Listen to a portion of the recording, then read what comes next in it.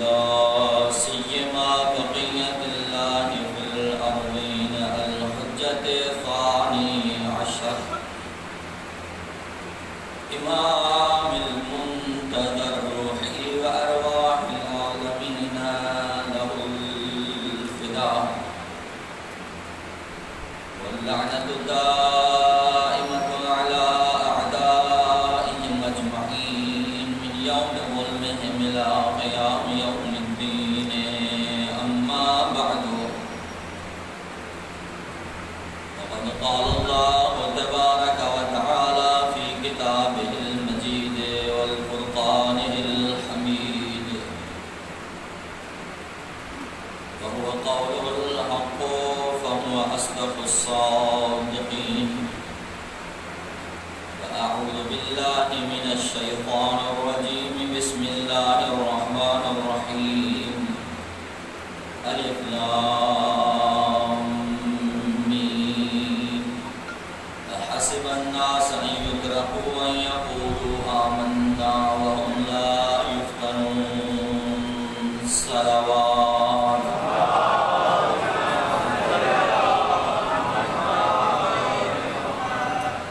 نعرہ تکبیر، نعرہ رسالت، نعرہ حیدری، حسینیت، یزیدیت، دشمنان اہل بیت پر لعنت،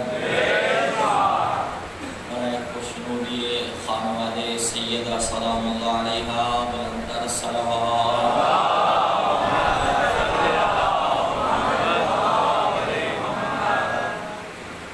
مجلس کی قبولیت کے واسطے، پریشان حال مومن و مومنات سے پریشانیوں کے دور ہونے کے واسطے، مریضوں کی شفایابی کے واسطے، بے اولاد مومن و مومنات کو اولاد نرین صالحہ عنایت ہونے کے واسطے، نظر و نیاز و مجالس و ذکر و مرثیہ و نوحوں کی قبولیت کے واسطے، ہر قسم کی وبا سے محفوظ رہنے کے واسطے، چاہے کوئی وبا جسمانی ہو یا روحانی اور ایمانی ہو، ہر قسم کی وبا اور وائرس سے محفوظ رہنے کے واسطے، زمینی اور آسمانی آفات و بلیات سے محفوظ رہنے کے واسطے بلندتر صلوات.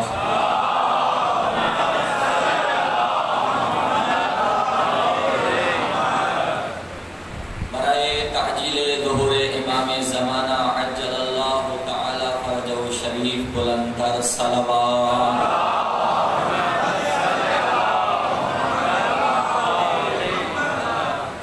برائے خوشنود فاطمہ الزہرا سلام اللہ علیہا بلندتر صلوات.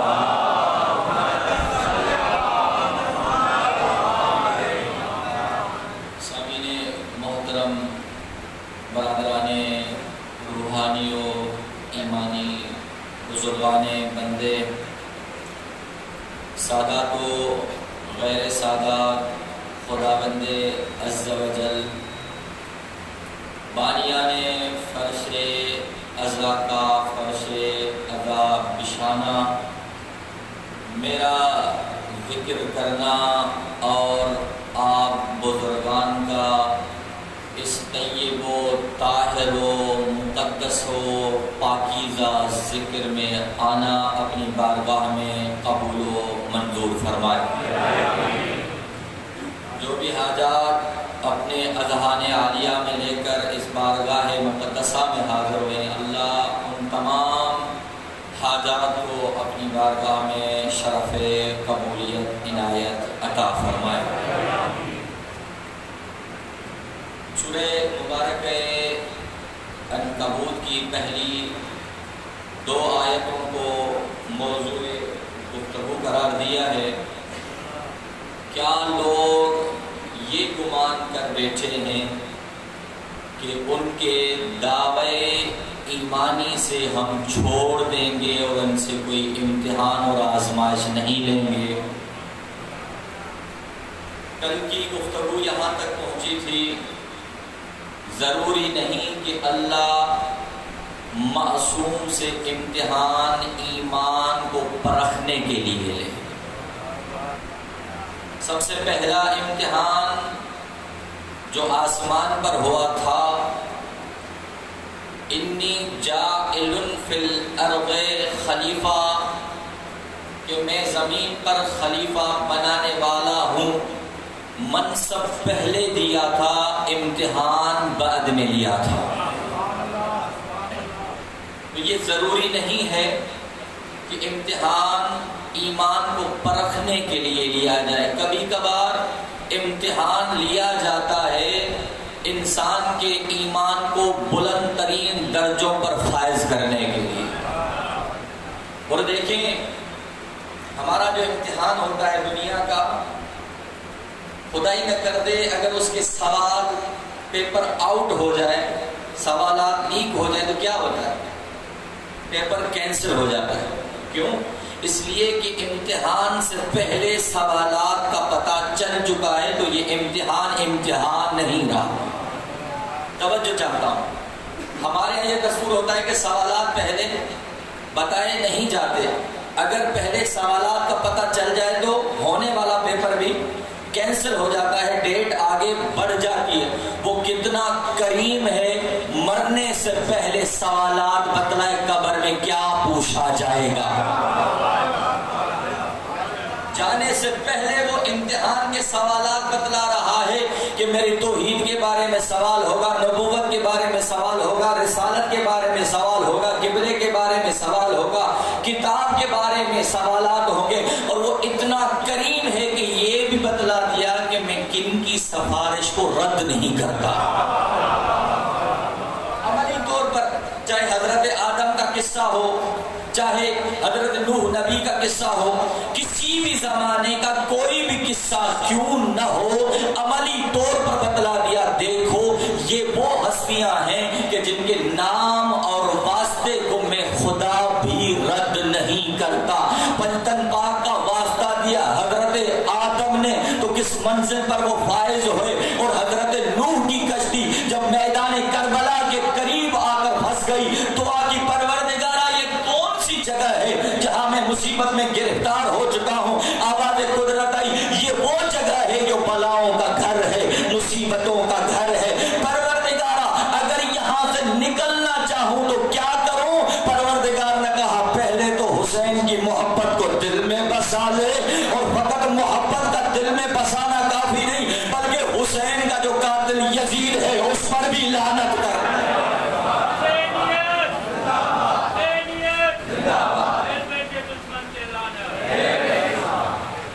خالی محبت ضروری نہیں ہے، محبت کے ساتھ ساتھ جس سے محبت کرتے ہو اس کے دشمن کے در سے بھی دور رہو، تب یہ محبت میں کمال آتا ہے۔ تو اللہ نے سوالات بھی پہلے بتائے، مراحل بھی پہلے بتائے، کیا کچھ پوچھا جائے گا، اور یہاں تک بھی کہا گیا اے شیعہ تجھے گھبرانے کی کیا ضرورت ہے، زندگی بھر جسے علی وارث کہتا رہا ہے وہی وارث آئے گا۔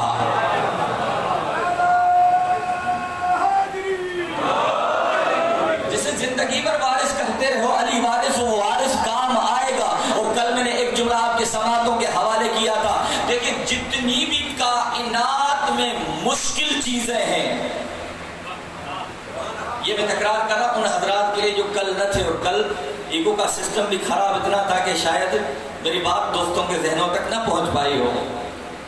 یہ مشکلات جو بھی دنیا کی ہیں، چاہے بیماری کے صورت میں، چاہے وائرس کے صورت میں، چاہے موت کے صورت میں مشکل آئے، چاہے قبر میں جانے کی صورت میں، چاہے حساب کتاب کے صورت میں، چاہے پولیس صراط سے گزرتے وقت، یہ تمام کی تمام مشکلیں ہیں کب؟ جب علی اور اولاد علی کی محبت نہ ہو۔ اگر محبت آ جائے، نہ موت سخت ہے، نہ قبر سخت ہے، نہ پولیس صراط سے گزرنا سخت ہے۔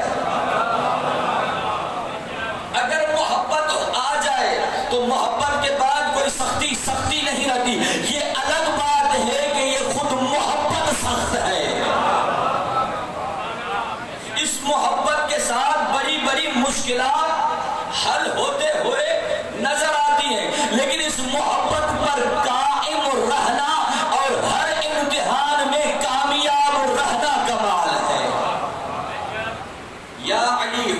کا ایمان و بغض کا کفر. اے علی تیری محبت ایمان ہے، تیرا بغض کفر ہے. دیکھیں بہت ساری ایسی قومیں ہیں جن کا عقیدہ تو بہت اچھا تھا، کردار اچھا نہ تھا. عقیدہ بہت اچھا تھا، کردار اچھا نہ تھا. اس کے برعکس بہت ساری ایسی قومیں بھی ہیں جن کا کردار تو اچھا تھا، عقیدہ اچھا نہ تھا. صادق آل محمد فرماتے ہیں کاش جس طرح سے ہمارے شیعوں کا عقیدہ اچھا ہے اتنا ان کا کردار بھی اچھا ہو جائے. بھائی حر جب کربلا میں آئے تھے عقیدہ اچھا تھا، تبھی تو حسین کے پیچھے نماز پڑھی. تبھی تو جب امام حسین نے کہا تیری ماں تیرے غم میں بیٹھے تو حر نے جناب سیدہ کا احترام کیا. آئے حسین یہاں کوئی اور ہوتا اور یہ جملہ مجھے کہتا میں اسے بتاتا، لیکن کیا کروں تیری ماں زہرا ہے. عقیدہ بہت اچھا ہے، عمل کیا ہے؟ حسین کی سواری کو روک رہا ہے. اور وہ شخص تھا جس نے سب سے پہلے جناب سیدہ کو رلایا. جب سواری روکی گئی تھی تو بی بی نے کہا کیا ہوا؟ کفر نے سواری روکی ہے. تو جناب سیدہ زینب سلام اللہ علیہا کے آنکھوں سے آنسو آئے. عقیدہ بہت اچھا تھا، حسین کے دعا کے اثر میں حر کی ولادت ہوئی تھی. عقیدہ بہت اچھا تھا لیکن عمل اچھا نہ تھا. لیکن جب عمل اس کا اچھا ہو گیا تو حسین کو بھی کہنا پڑ گیا آئے حر پہلے تیری زیارت پھر حسین کی زیارت.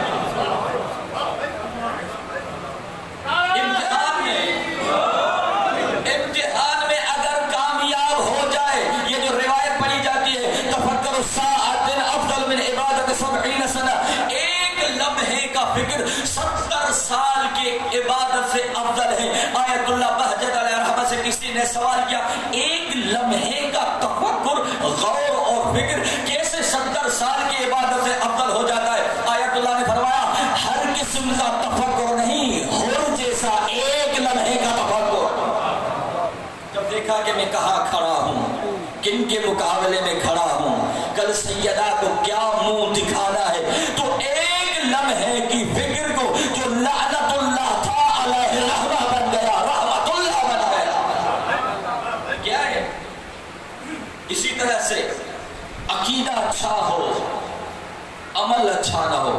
عقیدہ تو ان کا بھی بہت اچھا تھا جن کو پیغمبر نے کہا اگر میں پہاڑی پر کھڑے ہو کر یہ کہوں کہ پہاڑ کے اس طرف سے ایک عظیم لشکر ہے جو تم پر حملہ کرنا چاہ رہا ہے، یقین کرو گے؟ سب نے بیک زبان کیا کہا تھا؟ ہاں یقین کریں گے. پیغمبر نے کہا اگر تم کھڑے ہو کر پہاڑ پر دیکھو تمہیں نظر نہ آئے، مصطفیٰ کہے کہ لشکر ہے، تو سب نے کہا میں اپنی آنکھوں پر اعتماد نہیں، مصطفیٰ کی آنکھوں پر بھی اعتماد ہے، مصطفیٰ کے کانوں پر بھی اعتماد ہے. عقیدہ اچھا تھا، عمل اچھا نہ تھا. تو دیکھیں جب کسی کے پاس ایمان آ جائے تو جس کا جیسا ایمان ہوگا ویسا امتحان ہوگا.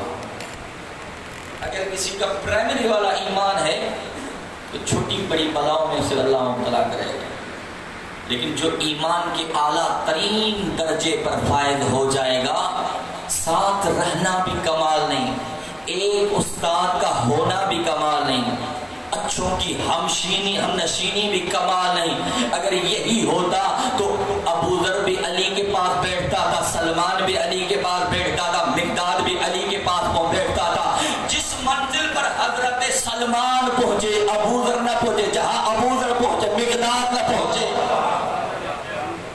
ایمان کے درجات ہیں، کوئی ایمان کے 10ویں درجے پر، کوئی 9ویں درجے پر، کوئی 7ویں درجے پر، کوئی 6 درجے پر. جس کا جیسا ایمان ہوگا ویسا ہی اس کا امتحان بھی ہوگا.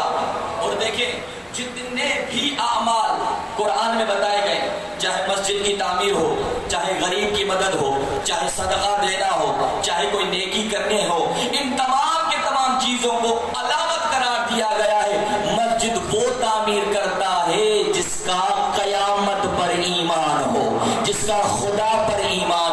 جس کا رسول پر ایمان ہو. ایمان ایسی چیز نہیں جو دکھنے میں آ جائے دکھا کر منوا لو. یہ ایمان ہے. ایمان کے اثرات ہوتے ہیں جس میں وہ علامتیں پائی جائیں سمجھ لو وہ مومن ہے. مومن اسے کہا جاتا ہے جو اپنی پرواہ نہیں کرتا, اپنی جان کی پرواہ نہیں کرتا, اپنے مال کی پرواہ نہیں کرتا, اپنی عزت کی پرواہ نہیں کرتا. مومن اسے کہا جاتا ہے جو جان کی پرواہ نہ کرے, مال کی پرواہ نہ کرے. اگر اس کے نظر میں ہو تو محبت اہل بیت ہو. یہ میرا مال کون سا مال, یہ میری اولاد کون سی اولاد, جن کے صدقے میں ملا ہے ان کے نام پر قربان کروں گا تو ایک نہیں 10 دے گا.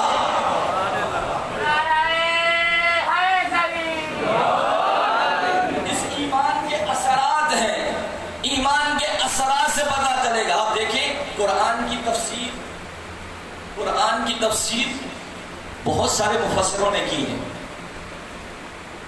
بہت سارے آیت اللہ دستگیر ہوں, آغا طباطبائی ہوں, بہت سارے بزرگان, ہر ایک نے کی ہے. لیکن کوئی بھی ایسا مفسر نہیں جس نے یہ دعویٰ کیا ہو کہ میں نے حق کے تفسیر ادا کر دیا ہے. ہر ایک نے کہا جتنی مجھ میں طاقت تھی, جتنی میری توانائی تھی, میں نے تفسیر کی ہے. یہ تفسیر کی انتہا نہیں ہے. بڑے بڑے مفسر گزرے ہیں لیکن کما حق کہوں قرآن کی تفسیر کی انتہا کے لیے کسی نے دعویٰ نہیں کیا. کربلا بھی وہ تاریخ ہے. بڑے بڑے خطیب آئے ممبروں پر ذکر کرتے رہے لیکن کسی بھی خطیب نے یہ نہیں کہا کہ میں نے کربلا کی حد کو بیان کر دیا ہے. جتنا سنو ذکر تازہ ہے. ہر ایک اپنے توانائی کے حساب سے کربلا کو بیان کرتا ہے. اور کربلا والوں کا ایمان دیکھو, اپنی جان کی پرواہ نہیں, اپنی اولاد کی فکر نہیں. فکر ہے تو کس کی؟ سیدہ کے لال کی. میں نے عرض کیا ایمان کے حساب سے امتحان لیا جائے گا. کتاب ہے الایمان, آیت اللہ عظمہ آغا دستگیر کی 2 جلدوں میں ہے. بہت بہترین کتاب ہے.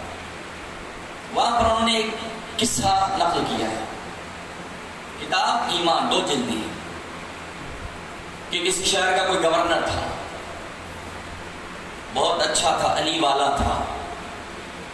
اسی شہر کے قریب ایک سخی رہا کرتا تھا جو درماندہ ہو گیا تھا, فقیر و تہیدس ہو گیا. اس سے پتا چلا راہ کی تاریخی میں پیسوں کی ایک تھیلی لی, اس کے دروازے پر پہنچ جائے. تب تو بات کیا, کہا کون؟ کہا مہمان. کیسے آنا ہوا؟ کہ میں نے سنا ہے سخی کا دروازہ سخاوت کا بند ہو گیا, یہ تھیلی لینے دینے آیا ہوں تاکہ سخاوت کا دروازہ کھل جائے. نام تعارف, کیا ضرورت ہے نام بتایا؟ کہا نہیں نام بتا. فرضی نام بتایا. میں وہ ہوں جب سخیوں کے دروازے بند ہو جاتے ہیں تو کھلواتا ہوں. اس نے چراغ روشن کیا تاکہ پیسے گنے, کتنے پیسے ہیں. پیسے گننے کے بعد تھیلی رکھی. رات کافی گزر چکی تھی, دیر سے گھر پہنچا. زوجہ نے پوچھا کہاں گئے تھے؟ کہا کسی کام سے گیا تھا. کہتے ہیں دال میں کچھ کالا ہے, بتاؤ. یہ نیکی بتانا نہیں چاہ رہا تھا. بیوی نے مجبور کیا, بتایا. بتانے کے بعد وعدہ لیا کہ کسی کو مت بتانا. وقت گزرتا رہا. اس سخی نے تجارت کی, گیا شام. حاکم شام کا تھا ساتھی, دوست تھا. پوچھا اتنے سال کہاں رہ گئے؟ پورا واقعہ بتایا. غریب ہو گیا تھا, تہیدس ہو گیا تھا, پیسے نہ تھے. کیسے ملے؟ کہ کسی نے رات کی تاریکی میں مدد کی, اس سے تجارت کی, یہاں پہنچا. کہ اس کا کوئی نام پتا, کہ کوئی نہ نام کا پتا نہ ایڈریس کا پتا, خالی علامت بتائی. کہا کہ اگر میں تجھے فلاں شہر کا گورنر بناؤں قبول کرے گا؟ کون سا شہر؟ جس کے گورنر نے اس کی مدد کی تھی. تو اس سے جا کر ایک ایک پائی کا حساب لینا. ٹھیک ہے, یہ آیا, اس سے سارا حساب کتاب لیا, کیونکہ رات کی تاریکی کا ٹائم تھا, یہ چہرہ صحیح نہیں دیکھ پایا تھا. وہ پیسے کم تھے جو اسے دیے تھے. کہا یہ پیسے کہاں ہیں؟ کہا میں نے غلط راستے پر خرچہ نہیں کیا. کہا اس کو تازیہ نے مارے. یہ آپ اور ہمارے لیے نمونِ عمل ہے. کیسے تازیانے مارے جائے، تازیانے مارے گئے، زوجہ کو پتا چلا یہ تو وہی ہے جس کی میرے شوہر نے مدد کی تھی. آئی اس کے دروازے پر آ کر فقط اتنا جملہ کہا، کیا یہ اس بندے کی سزا ہے جو سخیوں کے بند دروازے کو کھلواتا ہے؟ جیسے یہ جملہ سنا تڑپ گیا. کہ یہ جملہ آشنا لگتا ہے، کہ یہ وہی تو ہے جس نے تیری مدد کی تھی، اس قابل بنایا کہ تجارت کر کے یہاں پہنچ.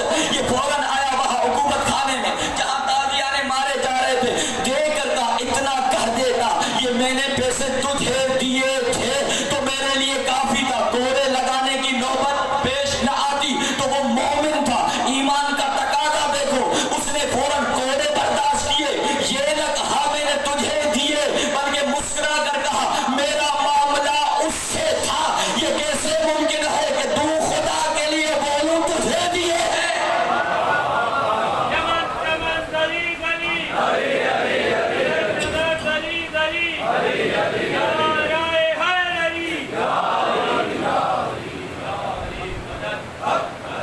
یہ کیا ہے؟ مجلس پہ خرچہ کرو، یہ نہ کہو کہ میں نے دیا. کس نے دیا؟ کہیں خرچہ کرو خدا کے نام پر، خبردار اپنے صدقے کو، اپنی نیکیوں کو ضائع مت کیا کرو بیان کر کے.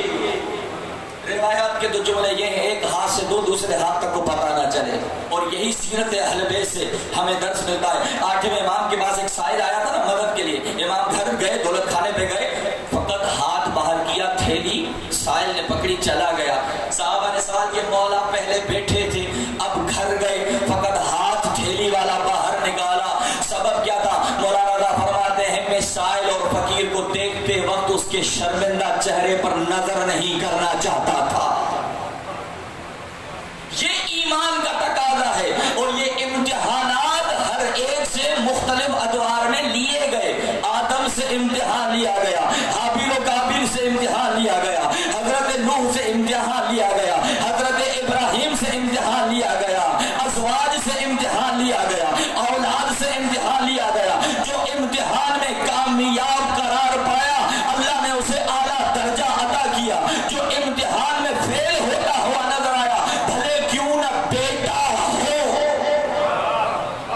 بھلے کیوں نہ بیٹا ہو. جب کشتی نجات بن چکی تو حضرت نوح نے کہا آجا یا بنی ارکب معنا، اے میرے بیٹے آجا کشتی میں سوار ہو جا. تھا بیٹا، نوح نے بھی کہا تو میرا بیٹا ہے، آجا.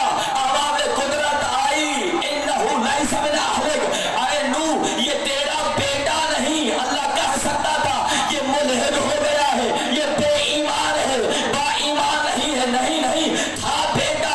اللہ نے کہا اگر کسی نبی کا کوئی احترام نہ کرے، کسی نبی سے کوئی منہ موڑے، وہ بیٹا بیٹا نہیں رہتا، وہ بیٹا بیٹا نہیں رہتا. اللہ نے کبھی احترام سے امتحان لیا. آدم کو کون سا سجدہ؟ تعبدی عبادت والا یا نہیں؟ احترام والا سجدہ تھا. اللہ نے احترام کے ذریعے سے جس نے احترام نہ کیا اسے اپنی بارگاہ سے نکال دیا. یا اللہ اگر اسی ابلیس کی تصویر آ جاتی قرآن میں یا کہیں پر، تصویر کو دیکھ کر ہم پہچان لیتے یہ ابلیس ہے تو ہم اس سے دور رہتے. اللہ نے کہا نہیں نہیں، تصویر کی ضرورت نہیں ہے، میں علامتیں بتا رہا ہوں، جس میں یہ علامتیں پائی جائیں سمجھ لینا وہ ابلیس ہے. اب ابلیس نے احترام نہ کیا حضرت آدم کا، اللہ نے اپنی بارگاہ سے نکال لیا. اللہ سمجھانا یہ چاہتا ہے جس میں احترام نہ ہو سمجھ لینا وہ ابلیسی سوچ کا مالک ہے. یا اللہ کیسے پتا چلے؟ کہا اللہ کو سجاؤ، تعزیے کو سجاؤ، تابوتوں کو سجاؤ. جو احترام کرتا جائے لائق احترام ہے، جو احترام نہ کرے لائق لعنت ہے.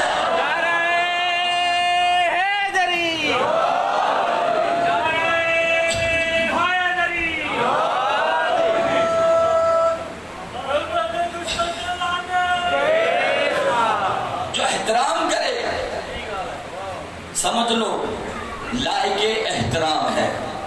جو احترام نہ کرے. اور یہی تو ابھی چند دن پہلے قربانی نے بھی درس دیا, اس رسی کا بھی احترام, اس دمبے کا بھی احترام, اس جانور کا بھی احترام. آج اعتراض کر رہے ہو یہ علم وہ تو نہیں جو عباس کے ہاتھوں میں تھا, تمہارا دمبا وہ ہے جو جنت سے آیا تھا. تم نسبت کا احترام کرتے ہو, جانور کا بھی احترام, جانور کے ساتھ جو رسی ہے اس کا بھی احترام. یہ احترام کہاں سے سیکھے؟ کہا یہ نسبت سے سیکھے. درست ہے یہ وہ علم نہیں جو عباس کے ہاتھوں میں تھا, لیکن طاقت تو وہی ہے. تبھی تو آج بھی دشمن عباس اس کے نیچے سے گزرنے سے ڈرتا ہے.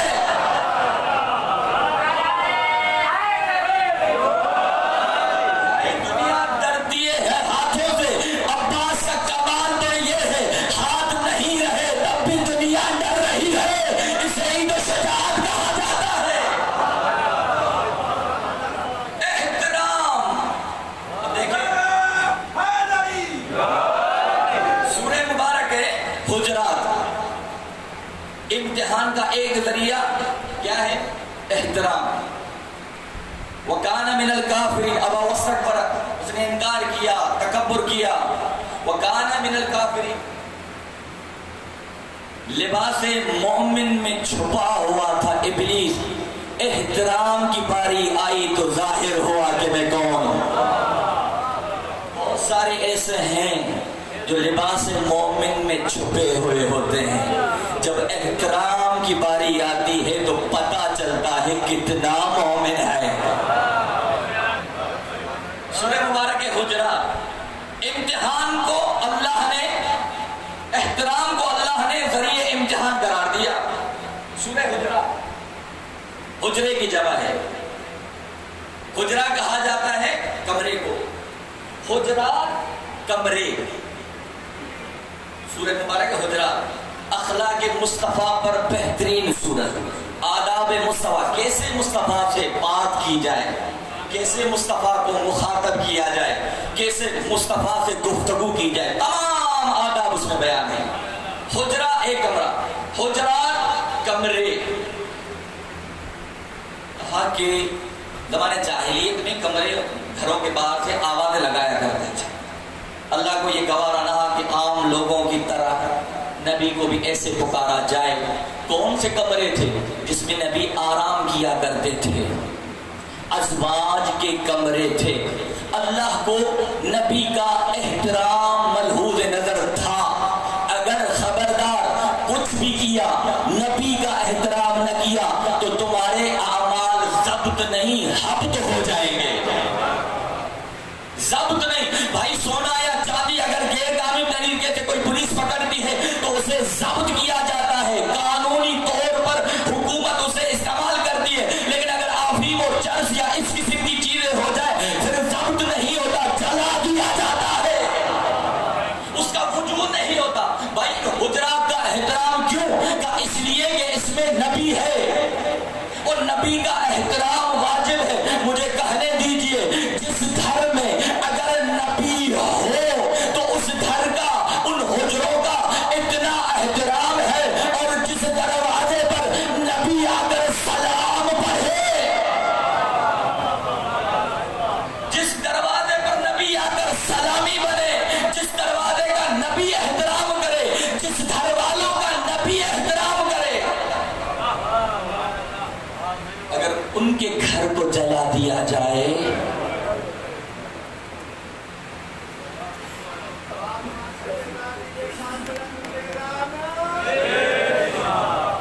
احترام ذریعے امتحان بنا. مجلس کا بھی احترام ہے. بغیر وضو کے مت آیا کرو, جب پتا ہے یہاں سیدہ آتی ہے, جب پتا ہے یہاں زینب آتی ہے, جب پتا ہے یہاں جناب سکینہ آتی ہے. مجلس کا بھی احترام, تبرک کا بھی احترام. خبردار اگر نیاز گر جائے دیکھا کرو تمہارے قدم نیاز پر تو نہیں آ رہے. یہ احترام تمہیں بلند ترین درجوں پر لے جائے گا. یہ احترام ہے کہ تمہیں کامیاب بنائے گا. ہاں میرے عزیزو, یہ احترام ہی تو نہ